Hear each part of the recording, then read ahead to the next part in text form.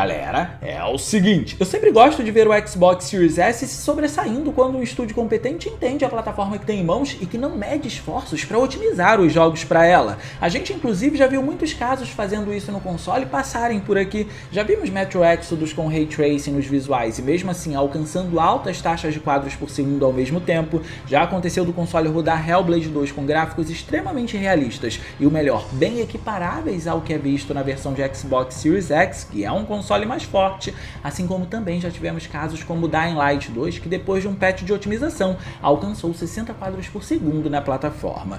Esses casos são sempre interessantes porque se no Series S somos capazes de ver milagres acontecendo quando um jogo é bem otimizado e considera aquela plataforma como um todo, imaginem o que pode ser feito nos consoles mais fortes. Só que dessa vez o milagre foi diferente, porque o game que chegou pro Xbox Series S foi Stalker 2. Sim, o jogo tem alguns bugs e diria que falta até polimento visual em algumas poucas partes, mas no cenário em que ele foi desenvolvido, nada disso do que foi citado é relevante, porque mesmo tendo sido desenvolvido dentro de um cenário de guerra, o que inclusive fez com que o desenvolvimento tivesse que parar em um certo período, ainda assim Stalker 2 tem pontos positivos que se sobressaem muito, principalmente quando a gente lembra dessa confusão inteira em que ele foi desenvolvido. E quando pensamos que mesmo no meio dessa confusão não esqueceram do Xbox Series S, entendemos que o jogo tem muito pelo que ser elogiado, mesmo com os problemas. Problemas esses que, diga-se de passagem, podem ser corrigidos tranquilamente com um patch num futuro. Lembrando que você pode conseguir o Xbox Series S por um preço menor que o sugerido pela própria Microsoft, e isso só é possível porque a Forte Games está aqui hoje. Mas deixa eu te explicar como a loja te ajuda a melhorar ainda mais tudo isso para sua compra. Na Forte Games, se você fizer o pagamento à vista, você ganha um desconto e esse preço pode ficar ainda melhor. Mas também existe a opção de parcelar em até 12 vezes para não pesar no seu bolso. E olha, esse carinha aqui não ficou de fora também não. Existem várias opções de Xbox na Forte Games e você pode escolher a que for melhor para você ou a que você achar a mais econômica. Olhe, por exemplo, a edição do Xbox Series S que já vem com 2 controles. E o melhor é que tudo isso chega na sua casa com cerca de 5 dias com frete grátis. Você não paga nada mais para receber o seu produto super rápido. A loja te dá o frete. Já tem muita gente aproveitando para poder comprar na Forte Games. A loja se foca muito na segurança. Então seu produto chega lacrado, ela usa o Mercado Pago para proteger o seu dinheiro até você receber a sua compra e tem gente para poder te atender durante todo o processo no WhatsApp, do começo ao fim. Até foto do seu produto com o código de postagem você vai receber quando ele for enviado. Então não perde tempo, porque a Forte Games garante a segurança do seu produto e a facilidade da sua compra. Link no comentário fixado e na descrição. Acho que uma boa maneira de introduzir o que a gente tem para falar aqui é quando falamos sobre a otimização desse jogo no Series S e como isso impacta na comparação dele com o que encontramos no Xbox Series X. Porque sim, os resultados dessa comparação são bem impressionantes quando a gente lembra que o Series S é um console mais fraco.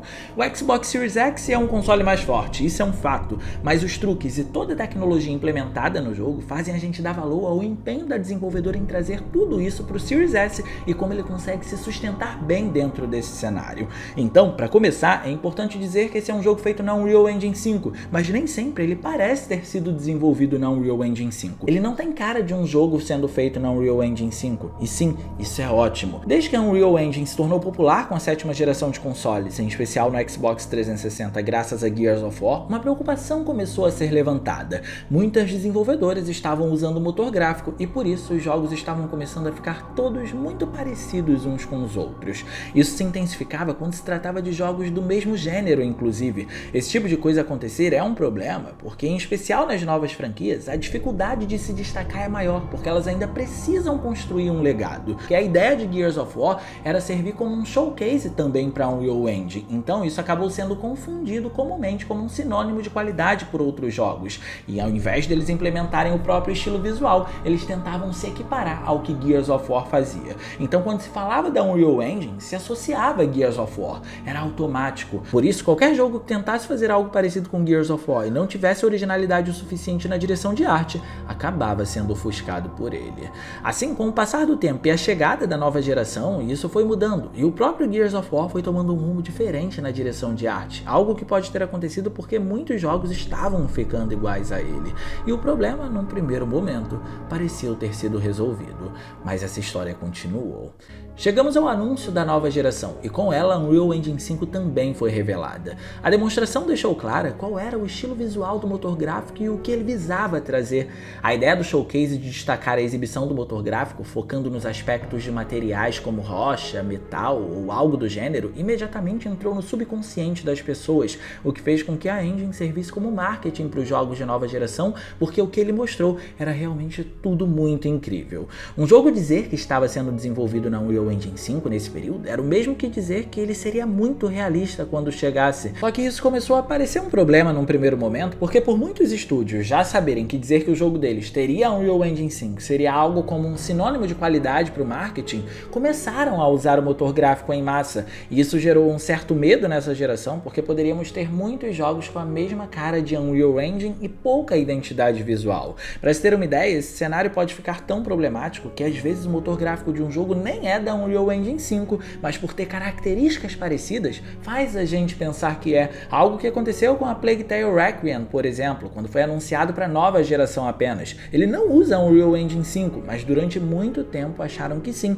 porque os visuais dele têm muita ênfase nos materiais exatamente como a Unreal tem. Contei todo esse contexto para vocês para dizer que Stalker 2 faz uso da maior parte dos benefícios da Unreal Engine 5, mas se ausenta da comparação com outros títulos que a usam, porque ele tem a própria identidade visual. E o melhor de tudo é que cada um desses benefícios do motor gráfico consegue ser trazido para o Series S de forma tão eficaz que os resultados desse jogo no console mais fraco da Microsoft podem ser mais consistentes do que os vistos em Hellblade 2, que já eram muito bons. E para entender tudo isso, precisamos ir por partes. De início, a informação que precisamos considerar aqui é que os principais recursos da Unreal Engine 5 que sustentam Stalker 2 foram trazidos no Series S também, e muitos deles mostram por que a Unreal Engine 5, quando bem utilizada, é uma engine competente mesmo num console mais fraco como esse. Um dos recursos, por exemplo, é o Virtual Shadow Maps. Esse recurso é importante para cá porque temos um sistema de iluminação dinâmica num mundo aberto, afinal existe passagem do dia para a noite e ele é um recurso que dá total suporte a isso.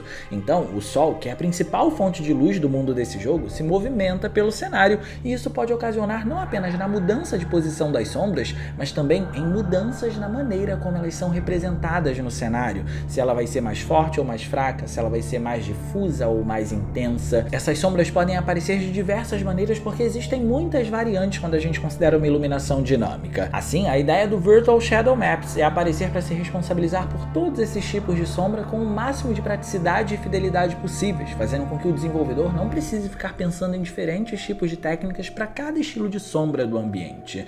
Já outro recurso que também aparece é o Lumen, que é um clássico da Unreal Engine 5. Ele se responsabiliza pelos reflexos e pela iluminação global, por exemplo. Stalker 2 tem um cenário amplo e ter recursos como esses é importante para trazer essa fidelidade e consistência, diminuindo a margem de falhas que técnicas mais manuais poderiam ocasionar em um jogo que tem um mundo tão amplo e dinâmico como esse.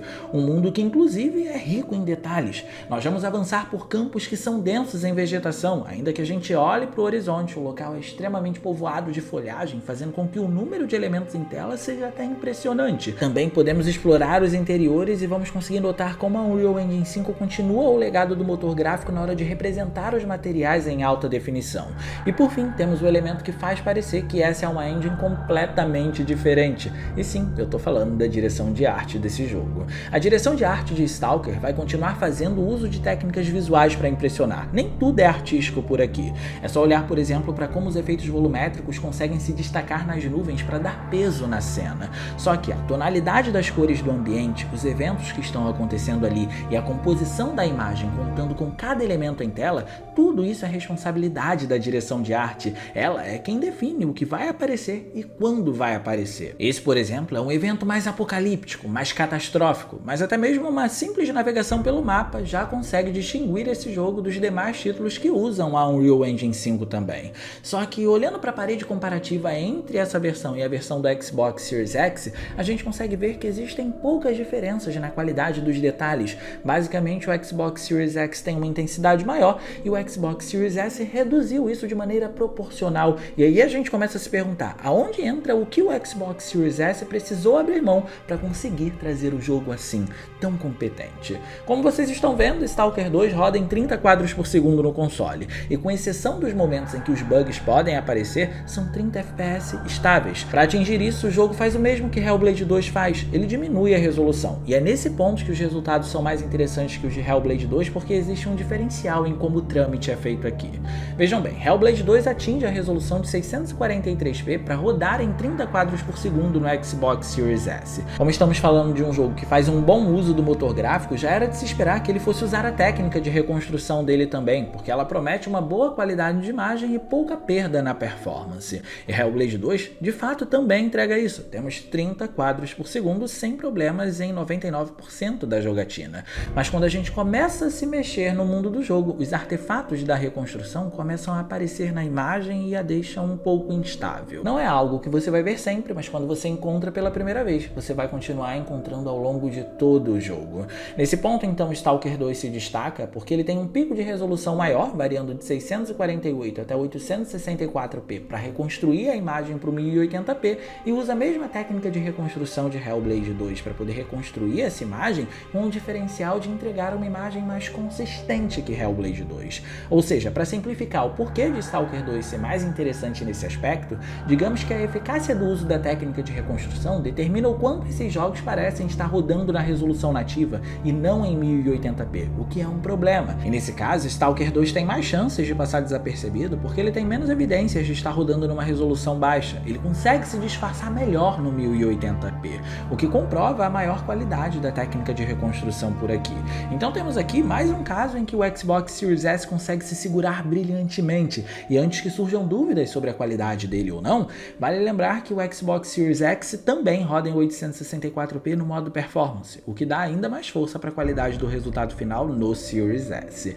No fim das contas, esse é um jogo com problemas de fato. Ao longo da experiência, podem aparecer alguns bugs, mas apesar dos bugs, além da gente precisar considerar a qualidade geral em que o game foi lançado em um cenário tão caótico para o estúdio de desenvolvimento, precisamos lembrar que é um jogo que está disponível no Game Pass.